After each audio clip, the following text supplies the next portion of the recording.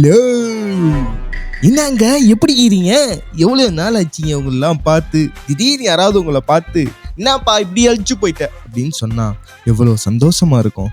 அது குண்டா இருக்கிறவனுக்கு ஒல்லியா இருக்கணும் பார்த்து சொன்னா சரி, என்னம்மா திடீர்னு இவ்வளோ வெயிட்டு போட்ட அப்படின்னு கேட்டா ஐயோ என்ன சந்தோஷமா இருக்கும் இல்லையா? ஸோ அப்படிப்பட்ட சந்தோஷமான ஒரு விஷயம் என்னன்னா நம்ம பாட்காஸ்ட். ஸோ ரைட் விடுங்க, நம்மளை பற்றி பெருமையாக பேசக்கூடாது. இருந்தாலும் உங்களுக்கு இன்னைக்கு நம்ம ஒரு முக்கியமான கருத்தை ஒன்று ஊசியை போட்டுடலாம் அப்படின்னு சொல்லி வெயிட் பண்ணி காத்து நின்ற வேலையில் உங்ககிட்ட இன்னைக்கு காலில் நடந்த ஒரு சோகமான எம்பாரசிங்கான ஒரு மூமெண்ட், ஆனால் கொஞ்சம் ஜாலியாக இருந்துச்சு. அதை பற்றி தான் இன்னைக்கு ஃபஸ்ட்டு சொல்லிட்டு அதுக்கப்புறம் கண்டென்ட்டுக்குள்ளே போகலாம் அப்படின்னு சொல்லி ஆசைப்பட்றேன்.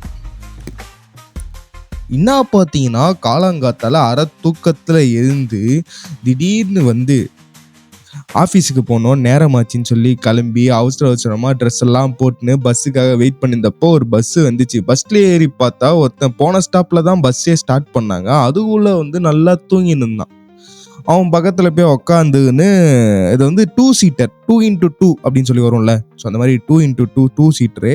ஸோ அதில் ஏறி உக்காந்துருந்த வேலையிலே அவன் தூங்கிக்கிட்டே இருக்கான். சரி, நம்மளும் டிக்கெட் எடுத்துகிட்டு நம்மளும் ஒரு தூக்கத்தை போடுவோம் அப்படின்னு வெயிட் பண்ணியிருந்தான். அந்த வேலையில் என்ன ஆச்சுன்னா நம்ம காலில் ஒரு ஸ்லிப்பர் மாட்டியிருந்தோம், அந்த கிராக்ஸில் லைட்டு. ஸோ இந்த கிராக்ஸை கழட்டுறதுக்காக நானும் முயற்சி பண்ணுறேன், ரொம்ப நேரமாக கழட்ட முடியல. என்ன இது பின்னாடி பேண்டு மாட்டினுக்குதுன்னு ஒத்த காலை வச்சு இன்னொரு காலை வச்சு ட்ரை பண்ணே இருக்கும்போது என்ன ஆச்சுன்னா, கிராக்ஸ் கழண்டு ஒரு சைடுக்காக போயிட்டு லைட்டாக தூங்கின்னு இருந்தான்ல அவன் காலை உராசிடுச்சு. உராசினது மட்டும் இல்லாமல் நான் காலை ஷூவை கைட்டு ட்ரை பண்ணல, அதில் அவன் காலை நான் சீன்னா எப்படி இருக்கும் அப்படின்ற மாதிரி லைட்டாக அந்த பேண்ட்டை மேலே தூக்கி விட்டா என்ன இருக்கும். அவன் என்ன பண்ணிட்டான், அழுதிச்சு இருந்துக்கணும். ஐயோ பக்கத்தில் உட்காந்து வானவில் டோய் அப்படின்னு சொல்லி அழுதிச்சு இருந்துக்குன்னு ரொம்ப ஃபீல் ஆயிட்டாப்புல. ஐயோ என்ன பண்ணுறது தெரியலையே குருநாதா அப்படின்னு சொல்லி அது வரைக்கும் கேஷுவலாக உக்காந்துட்டு இருந்த அவன் என்ன தோணுச்சா தெரியல, பயங்கர இதுவாகி செவுத்தோட ஒட்டி உக்காந்துக்கிட்டான். இனிமே நகருவேனான்னு பாருங்கன்ற மாதிரி கடைசி வரைக்கும் அவன் தூங்கவே இல்லையே. தூங்குனா கருப்பு போயிடுமே அப்படின்னு அவன் நினச்சின்னு வந்தான். நான் நினச்சேன், ஐயோ தம்பி நீ நினைக்கிற மாதிரி இல்லடா, செருப்பு கழிட்டும் போது அது திரும்பிக்கிச்சுடா, அது எப்பறம் நான் அவன்கிட்ட சொல்லுவேன் அப்படின்ற மாதிரி எனக்குள்ள தோண ஒரு ஃபீலிங்கும், அது மோஸ்ட் எம்பாரசிங் மூமெண்ட்டாக இருந்தாலும் நம்ம ஒருத்தனோட தூக்கத்தை கெடுத்துட்டோம் அப்படின்னு நினைக்கும் போது ரொம்ப சந்தோஷமா இருந்தது. ஸோ இப்படி பல பேரோட தூக்கத்தை கெடுத்த பொண்ணுங்க எல்லார்கிட்ட சொல்ற விஷயம் என்னன்னா, ரொம்ப ஜாலியாக தான் இருக்கும்ல. ஸோ ரைட்டு, ஸோ இன்னைக்கான ஆடியோக்குள்ளே நம்ம போக போகிறோம். ஸோ நோ தெரியலே லேட்ஸ்ல தெரியல, இது கண்டென்ட்லாம் கிடையாது, கருத்தூசி சீசன்லாம் கிடையாது. ஆனால் என்ன பார்த்தீங்கன்னா சும்மா எதையாவது பேசுவோம் அப்படின்னு சொல்லி சும்மா பேச்சு போடுவோம் அப்படின்னு சொல்லி இந்த சீரீஸை ஆரம்பிக்கிறேன். ஸோ நோ தெரியலே லேட்ஸ் பிளே தெரியலே, வாங்க ஆடியோக்குள்ளே போகலாம். நீங்கள் கேட்டுட்டு இருக்கிறது அழகரி தாருகல் டாக்டர் ஹரிஹரத் ஸ்ரீ. ஓகேவா, நான் புலம்ப நிற்கிறாயான்ட்ட கொஞ்சம் கேளு. ஸோ இந்த மாதிரியான எம்பாரசிங் மூமெண்ட் உங்கள் லைஃப்லையும் நடந்துக்குதா அப்படின்னு சொல்லி கீழே கமெண்டில் தெரிவிக்குமாறு கேட்டுக்கொள்வது நிர்வாகம் சார்பில் இருந்து. இதே மாதிரி தான் நான் ஒரு வேலையில் பஸ்ஸில் போய்கிட்டு இருந்த வேலையில் பஸ்ஸில் மட்டும்தான் இந்த அங்கிள்ஸ் திரியிறாங்க அப்படின்ற மாதிரி தான். அதாவது நடுவர் அவர்களே, ஒருவரால் பஸ்ஸில் நிம்மதியாக எங்கேயாவது போக முடியுதா நடுவர் அவர்களே? இதே மாதிரி தான் நான் கோபிச்செட்டிப்பாளையத்திலிருந்து, அதாவது ஈரோடிலிருந்து கோபிச்செட்டிப்பாளையம் போய் கொண்டிருந்த வேலையிலே அந்த பஸ்ஸு கொஞ்சம் காலியாக இருந்தது. ஸோ காலியாக இருந்த வேலையிலே நான் என்ன பண்ணேன்னா ஆளுக்கு ஒரு சீட்டில் உட்காந்துருப்பாங்க. அந்த மாதிரி உட்காந்து இருந்தப்போ எதிர்க்கிற அங்கிள் என்னை பார்த்து சிரிச்சுன்னே இருந்தார். நல்லா சிரிக்கிறாப்லேன்னு சொல்லி நானும் அவர் தெரியும் போல அப்படின்னு சொல்லி, எனக்கு அந்த ஊரில் யாரையுமே தெரியாது, இருந்தாலும் அப்படி சொல்லி சிரித்தேன். அதை பார்த்தோன்னே அந்த மனுஷனுக்கு என்ன தோணுச்சா தெரியல, என்ன தம்பி எங்கேருந்து வரீங்க, எங்கே வரீங்க அப்படின்னாரு. இந்த மாதிரி சென்னையிலேருந்து வரேன். அது இல்லை தம்பி, எங்கே வேலைக்கு போகிறீங்க, இப்போ என்ன ஈரோட்லேருந்து அப்படின்னாரு. அதாவது அங்கிள் வேலையை முடிச்சுட்டு திருப்பி வீட்டுக்கு போயின்னுக்கிறேன் ஹாஸ்டல் தூங்குறதுக்காக அப்படின்னு சொல்லி நான் சொன்னதுக்கப்புறம் அந்த அங்கிளுக்கு என்ன தோணுச்சா தெரியல, அங்கே உட்காந்துருந்தவர் திடீர்னு என்னோட சீட்டில் உட்காந்துட்டாரு. நான் அவ்வளோ நேரம் பாட்டு கேட்டு ஜாலியாக வந்திருந்தவன் என்ன பாட்டே கேட்க விட மாட்டேன்ட்டாரு. You know about what is Harris Jayaraj hits? ஒரு தடவையாவது கேட்டுக்கிறியா? பிரதீப் குமார் ஹிட்ஸ் தெரியுமா? நீ கவிதைகளா சாங் கேட்டுன்னு அப்படியே அந்த ஜன்னல் ஒரு உட்காந்து போயிருக்கிறியா நீ அப்படின்னு மனசுக்குள்ள தோணுன வேலையில் ஒரு பாட்டில் கதையாக பேசுறாரு. நான் எஸ்பிஐயில் யார் தெரியுமா ஸ்டாஃப் கீப் அப்படின்லாம் சொல்லி அப்படி பேச்சு போட்டு இருக்கும்போது, நீங்க ஏன் இவ்வளோ குண்டா இருக்கிறீங்க, கொஞ்சம் உடம்பு குறைச்சிருக்கலாம்ல, மசில் கிசில்லாம் அப்படியே பல் பல் பல் அப்படி இருந்திருக்கலாம்ல அப்படின்னு சொல்லி சொல்லும்போது எனக்கு ஒரு what is this body shaming, dude I expect this from you, I am very disappointed அப்படின்ற மாதிரி மனசுக்குள்ள ஒரே வந்து ஃபீலிங் ஆயிடுச்சு. அப்போது அந்த அங்கிள் வந்து அப்படியே பேச்சு போட்டுன்னு என்ன பண்ணார்னா, அதாவது தம்பி, இந்த சமுதாயத்திலே இது இப்படி தான் நடந்து கொண்டு இருக்குது, இந்த யங் ஜென்ரேஷனே ரொம்ப மோசமாக போச்சுன்னு சம்மந்தமே இல்லாமல் பேசிக்கிட்டே வந்து என்னோட முட்டியில் கை வச்சாரு. சரி, ஒரு தடவை தெரியாம பட்டிருக்கோம் அப்படின்னு சொல்லி இருந்த வேலையில அடுத்து முட்டியில இருந்து அங்கிள் வந்து அப்படியே கொஞ்சம் கொஞ்சமா மேல வர ஆரம்பிச்சாரு. என்ன புரியலையே, என்ன ஆச்சு அப்படின்ற மாதிரி தெரிஞ்சப்போ அப்படியே கை வந்து தொடை வரைக்கும் வந்து விட்டது. ஆஹா, ரொம்ப எம்பாரசிங்கான மொமெண்டா போச்சே அப்படின்ற மாதிரி சங்கட்டம் அப்படின்ற மாதிரி மனசுக்குள்ள தோணுன வேலையில இதுக்கப்புறம் நம்ம உஷார இல்லைன்னா நம்ம கற்பை நம்ம காப்பாற்றிக்க முடியாதுன்னு போது அந்த அங்கிள் திருப்பி திருப்பி அப்படியே தொடையிலே வந்து மேலேயும் கீழேயும் போகிறதுக்கு ட்ரை பண்ணுறாரு.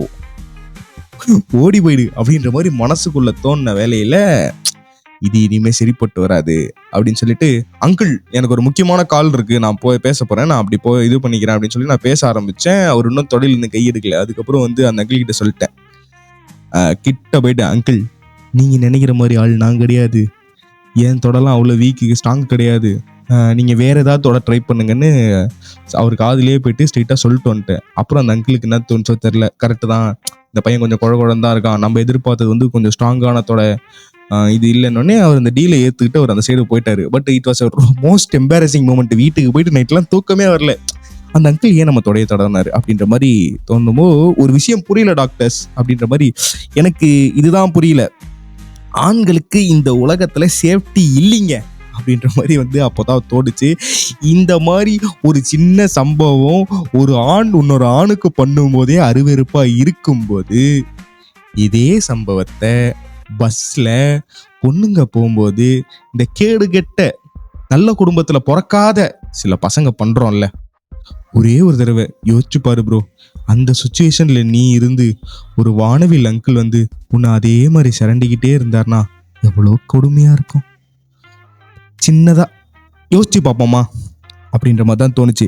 இதே மாதிரி தான் ஒரு சம்பவம் வந்து என்னோட நண்பன் ஒருத்தருக்கும் நடந்துச்சு. ஸோ அவர் வந்து அதுவும் நானா பரவாயில்ல தமிழ்நாட்டில் இருந்தேன், தமிழில் பேசினேன், ஒரு வெளியூர்ல இருந்தார். வெளியூர்லேருந்து வேலை செஞ்சுனே இருக்கும்போது இந்த மாதிரி பஸ்ஸில் போகும்போது ஒருத்தன் உன் ரூம் எங்கே இருக்கு அப்படின்னு சொல்லி தொடைய தடவ ஆரம்பிச்சிட்டானா. என்னடா தொடைய தடவுறீங்க வந்து அவன் கொஞ்சம் பயந்துட்டு என்ன பண்ணிட்டான்னா, பேக்ல இருந்து டூல்ஸ்லாம் வச்சிருந்தான். டூல்ஸ் எடுத்து அப்படியே டூ ஃபேன் அப்படின்ற மாதிரி எடுத்து ஷோல்டர் மேலே வச்சுக்கிட்டு, கையை நீ எடுக்கிறியா இல்லை மொத்த கையும் நான் எடுக்கவான்னு அப்படியே ஒரு தெனாவட்டா அப்படியே ஒரு பேச்சு போட்டாப்புல. ஸோ அதுக்கப்புறம் வந்து அந்த அங்கிள் வந்து தெரிச்சு ஓட்டாப்புல. இதே மாதிரி வந்து பெண்களுக்கும் நிறைய சம்பவம் நடந்திருக்கு. ஸோ வந்து லேட் நைட்டில் ட்ராவல் பண்ணுறவங்க இல்லை பஸ்ஸு ரொம்ப காலியாக இருக்கிறவங்க அந்த டைம்லலாம் போகும்போது இந்த மாதிரி வந்து ஒரு கேடுகட்ட அங்கிள்ஸ்லாம் நிறைய பேர் வந்துட்டு இந்த பான் வீடியோஸ் வச்சு கையில் காட்டுறது, அதை பார்த்துட்டு அவங்க கண்ணை பார்த்து அப்படின்ற மாதிரிலாம் சொல்கிறாங்களாம். ஸோ இந்த மாதிரி நிறைய சம்பவங்கள் நான் கேள்விப்படுற வேலையில் அந்த அங்கிள்லாம் பார்க்கும்போது எனக்கு ஒரே விஷயந்தான் தோணுது, இஃப் உங்களுக்கு கல்யாணம் ஆகிருந்து உங்களுக்கு ஒரு குழந்தை இருந்து அந்த குழந்தைகிட்ட எவனோ ஒருத்தன் இந்த மாதிரி நடந்துக்கிறான்னா அப்போ மட்டும் கோவம் பொத்துன்னு வரும்ல, இப்போ என்ன அப்படின்ற மாதிரி தான் தோணுச்சு. ஸோ இதை வந்து நான் இந்த சமுதாயத்திடம் சொல்லக்கூடிய விஷயங்கள் என்னன்னா, நமக்கு ஒரு விஷயம் அருவருப்பாக இருக்கும்போது மற்றவங்களுக்கும் நம்ம பண்ணுற சில விஷயங்கள் அருவருப்பாக தான் இருக்கும். அதுக்காக நீ பண்ணுற விஷயம் நியாயம்னு நீ நினச்சி பண்ணுறது தவறு அப்படின்றதை தெரிவித்துக் கொள்கிறேன். ஸோ வந்து ஒரு பையனுக்கே இந்த பஸ்ஸில் இந்த உலகத்தில் சேஃப்டி இல்லைன்னா, இந்த உலகத்தில் தினம் தன்னோட வாழ்க்கைக்காகவும் தன்னோட கனவுக்காகவும் போராடிட்டு இருக்க ஒரு பொண்ணும் பஸ்ஸில் போகும்போது எவ்வளோ கஷ்டப்பட்டிருப்பாங்க அப்படின்றது எனக்கு வந்து செருப்பால் அடித்த மூமெண்ட் மாதிரி தோணுச்சு. சப்போஸ் இந்த ஆடியோவை கேட்டுட்டு நீங்கள் பஸ்ஸில் ட்ராவல் பண்ணுறீங்கன்னா, நம்மளை நம்பி வர பொண்ணுக்கு நம்ம தாங்க பாதுகாப்பு தரணும். நம்ம இருக்க பஸ்ஸில் ஒரு பொண்ணு வருதுன்னா அதை பத்திரமா பார்த்துக்க வேண்டிய கடமை ஒவ்வொரு சிட்டிசனான உனக்கு இருக்கு நண்பா. ஸோ வந்து மறக்காமல் வந்து சப்போஸ் உங்கள் கண்ணுக்கு எதிரே இந்த மாதிரி ஏதாவது அங்கிள் சீன்றானா, ஒன்று நீ அவனை திருப்பி சீண்டு, அவன் பயந்து ஓடிடுவான்.